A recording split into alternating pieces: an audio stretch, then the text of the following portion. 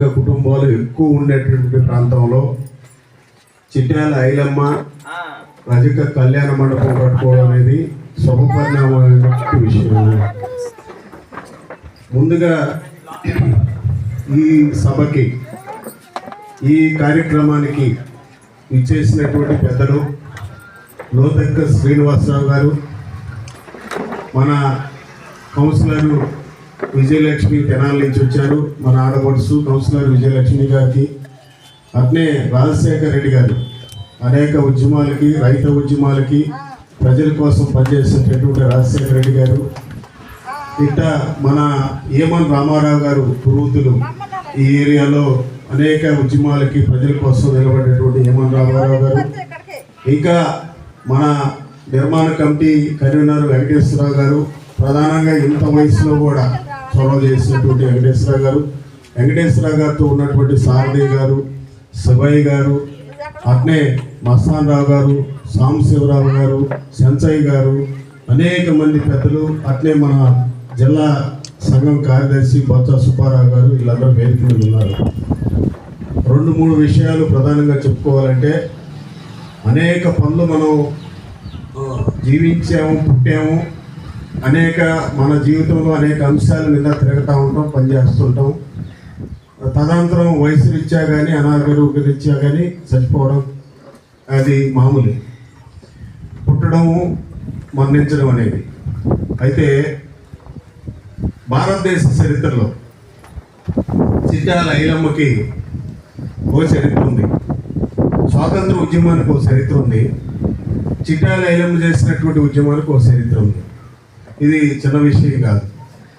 ఉమ్మడి రాష్ట్రంలో తెలంగాణ ప్రాంతంగా ఉన్నటువంటి ప్రాంతంలో అప్పుడు ఉన్నటువంటి నైజాం పరిపాలన నైజాంది, కానీ దొరలు మాత్రం భూస్వాములు మాత్రం రెడ్లు అగ్రవర్ణానికి సంబంధించినట్టు ఉనాసరిగా కాదు.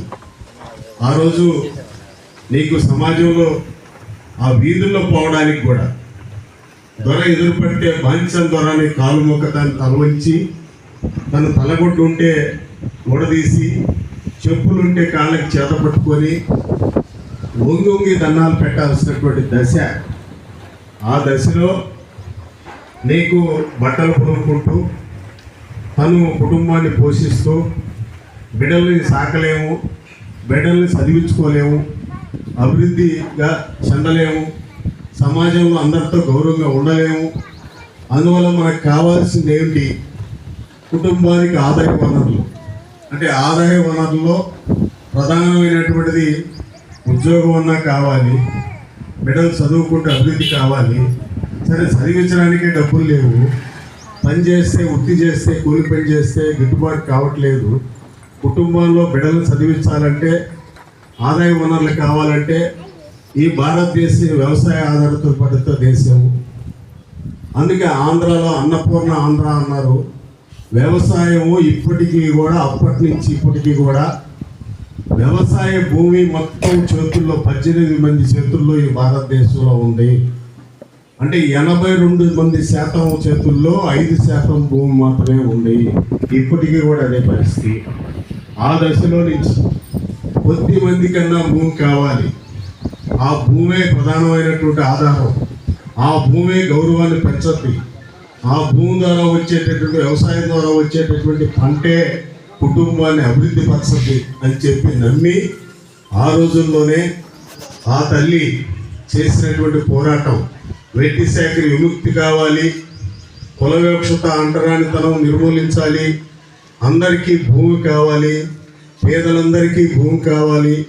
అందులో రజక వృత్తిదారుల కుటుంబాల నుంచి ప్రారంభించి, వెనకబడిన తరగతుల నుంచి ప్రారంభించి, దళితులకు కూడా కలుపుకొని అన్ని వర్గాల్లో ఉండే ప్రజలకు భూమి కావాలని భూ పోరాటం ప్రారంభించి, కౌలుకు తీసుకున్న భూమిలో పంట అధికంగా పండిస్తే కష్టపడి ఆ రోజున్నటువంటి పట్వేడు దొరలు ఆ ధాన్యాన్ని దోచుకోపోవడానికి ప్రయత్నం చేస్తే వ్యతిరేకించి నిలబడి తను రోకల బండ తీసుకొని యుద్ధానికి సిద్ధమైంది.